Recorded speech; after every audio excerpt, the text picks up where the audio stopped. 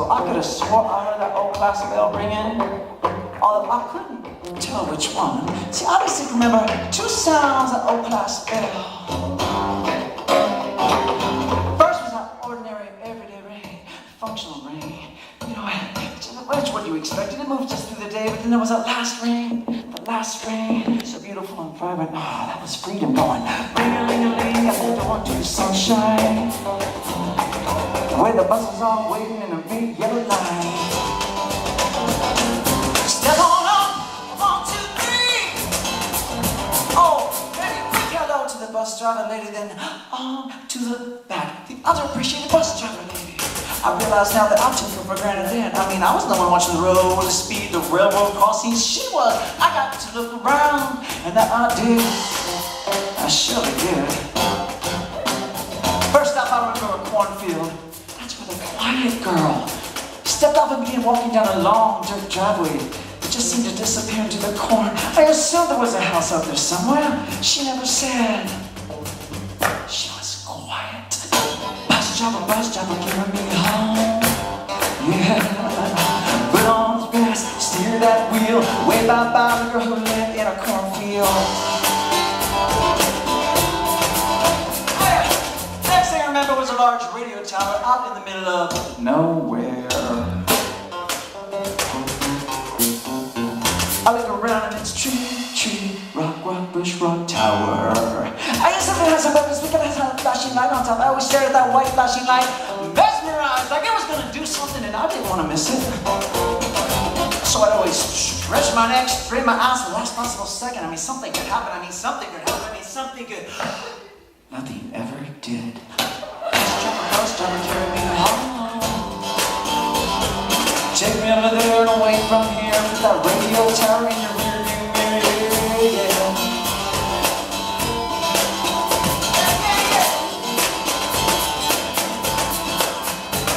It gave me a curve. You didn't really see it coming. You just felt it when it arrived. Try to go left, go right, pause in the middle and reverse. All right, like some strange synchronized dance that we did every day. I didn't really care for that part for some reason. Like it was a hassle, just a useless waste of energy, unless I had a motive. Like if I were sitting next to Karen McFadden. Bus driver, carry me home. Round and round so gracefully, bring us all together with your gravity, yeah. And we were singing out. We were singing out. Singing out.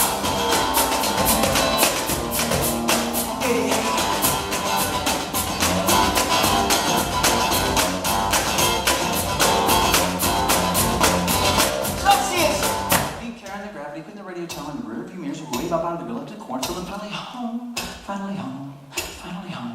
You know, all these years later I found myself taking that same route every once in a while. Except now I take that S-curve fast and I like it. I still stare at the white flashing light. It's been over 25 years now. Nothing's happening. The flashing light is just being a flashing light. I'm still mesmerized, just not as anxious. I'm a little more at peace now. And when I get into Cornfield Girls Drive, I find myself slowing down for some reason and not sure. It's like I'm waiting on something. I mean, what's that all about? But I mean, I guess she's better move on. There's part of me wants to believe she's still out there somewhere. Maybe out for a walk. Maybe checking her mail. She'll say hi. I mean, I'll say hi. She's quiet. We start talking about old times. We might really hit it off. She'd open up, tell me things about corn I never knew or cared about. Like, do you know the average of corn has 800 kernels and 16 rows? I bring my guitar, we play on through the afternoon, singing songs to the moon. Oh, life would be simple. Life would be good. We'd get simple jobs, just part-time jobs. We wouldn't need much money. We were in a cornfield. I could be a songwriter. She could be a bus driver. Yeah, she made the kids run the description in the flashing light when they drove by the cornfield. The kids all want to say, I hear there's a weird old man who lives out there and every night he sings to the moon. Life's got a strange way of making circles. I have a few suggestions. Take the S-curves fast. Whenever bright shiny lights can bewilder you, revel in those moments. And when you meet your cornfield people, have a cup of tea, you might just find we're not so different after all. You know, when I stop fixating on getting home and just enjoy the curves, the lights, and the people, I always seem to arrive home just fine. I don't have the answers to the meaning of life. Something about this universe feels like a bus in motion. So I sing, I love because I get to look around. I sing in adoration. It doesn't matter if there's someone out there listening or not. I sing for me because it reminds me I don't ever want to take this life for granted. So sometime around midnight you might hear a song come bouncing off the moon. Might wake you up, get your attention. Kind of like my own class bell. I mean, I first listen might sound like that everyday ordinary wind rushing through the trees or the corn stalks. But the last listen might sound